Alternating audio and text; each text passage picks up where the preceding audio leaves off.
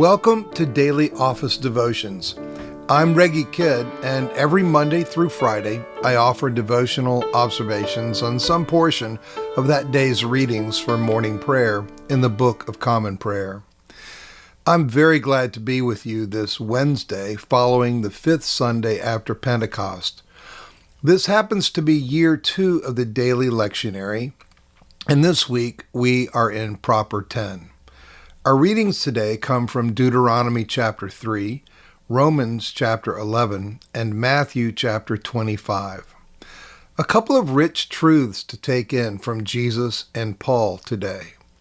From Jesus, the king will answer and say to them, "Truly I say to you, to the extent that you did it to one of these brothers of mine, even to the least of them, you did it to me."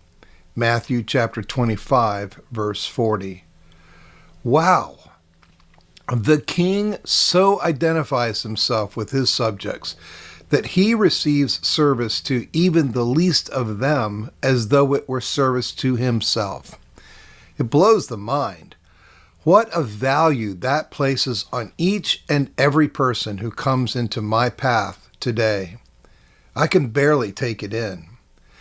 May I, as our baptismal covenant dares to say, seek and save Christ in all persons, loving my neighbor as myself.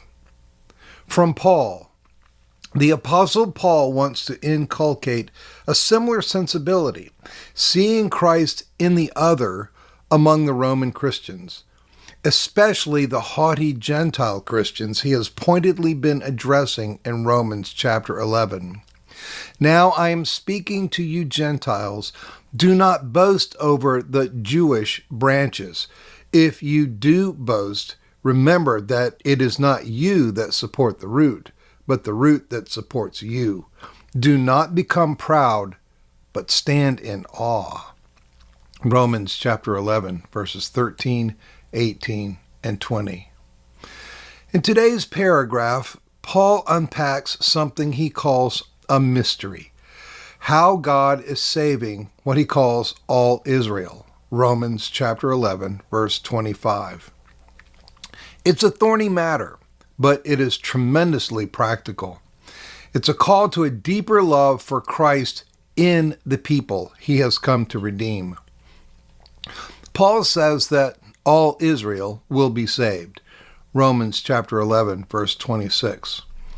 To cut to the chase, Paul's all Israel consists of a full number of Jews, Romans chapter 11, verse 12, their fullness, plus a full number of Gentiles, Romans chapter 11, verse 25, the fullness of the Gentiles. Notice that the second word in verse 26 is so and not then. Grammatically, Paul is saying, in this manner all Israel will be saved, not after this all Israel will be saved. Some interpreters wrongly, very wrongly in my view, think that Paul means that after a period of time in which God brings in the fullness of the Gentiles, he will reverse course, say by rapturing the Gentile church up to heaven, and begin working again among Jewish people to save all Israel. No, that's not what Paul is saying. What he's saying is that a partial hardening of Jews is the mysterious means by which God is saving Jews and Gentiles together right now in an Israel that has been reconstituted in and around Jesus Christ. In this Israel, Jew and Gentile are equally members of the olive tree, fellow citizens of Israel and members of the household, fellow heirs, fellow members of the body, fellow partakers of the promise. Ephesians chapter 2, verse 19 and 3:6. Paul's all Israel is the Israel of God that he has also referred to in Galatians chapter 6, verse 15. All the sons and daughters of Abraham, children of God through faith, baptized into and clothed with Christ. Galatians chapter 3, verses 26 and 27. Earlier in Romans 11, Paul had put it in terms of natural branches, the Jews' fullness, who simply belong there in the first place, plus the wild branches, the fullness of the Gentiles, who are grafted in. Both groups belong in the olive tree. That is Paul's all Israel. The way in which this all Israel emerges is the process that Paul is describing here. All Israel comes to fruition through the proclamation of the good news of redemption in Jesus Christ. By the unexpected, arms wide open reception of the gospel by the Gentiles, and the equal and opposite, closed-hearted rejection of the gospel by Jews, both groups have been put on the same footing. Both are equally in need of God's mercy.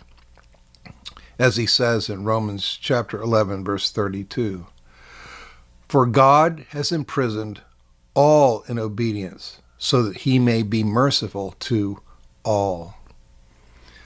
Both, according to Paul, in a word, have become outsiders who need a way back in.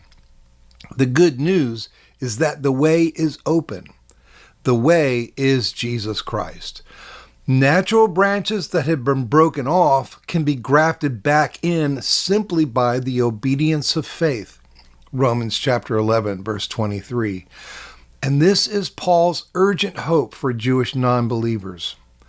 Conversely, wild branches who have been grafted in, but who scoff at those who have been displaced, can be broken off again simply by the lack of faith that their pride expresses.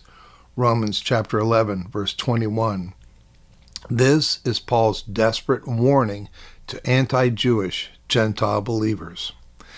This is Paul's sheep and goats passage.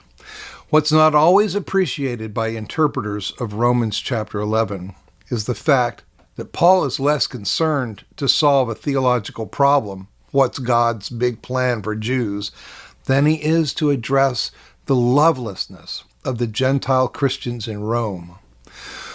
Jesus redefines love for the neighbor as love for his own person.